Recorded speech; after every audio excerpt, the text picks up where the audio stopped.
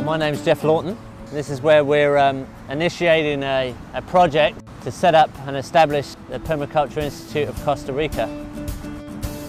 My name's Diane Firestone, and we're in Dominical, and specifically this area is called Baru.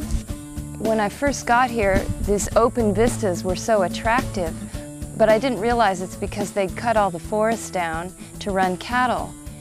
So when I acquired the property in '92, the owners took all their cattle off, and within 6 months, you could not ride a horse across the same pasture because the weeds were so high. I had really no idea that it took that much maintenance to keep the pastures passable. And I never wanted to be a cattle farmer, so I just said, okay, let's plant some trees and see if we can get this back in forest.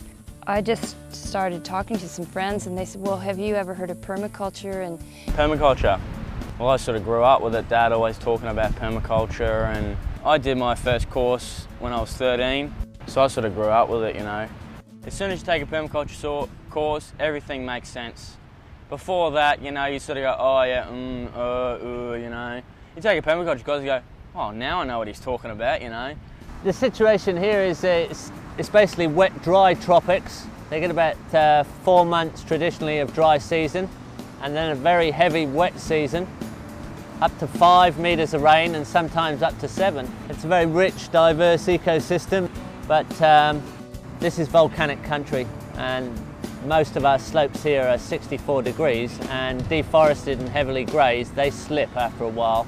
It only takes about 20 years for the roots of the giant forest to rot away in this humid climate, and then heavy rains give us terrible slippage, and we need to pull out all stops to show how we can recover that country into very sustainable long-term forests which are carbon sinks forever.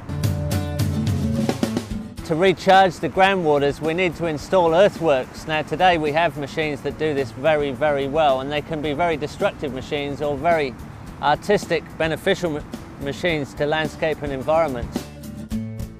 You can only change things within yourself first, and then you can only change things locally. Things only ever change on a local level. So that means somebody has to really sort of get off their bum and get moving locally and pull people together. At start with, you feel like you're on your own, but then as you're walking on towards that vision, you find that a lot more people are also walking with you, and it gets easier and easier and easier, right?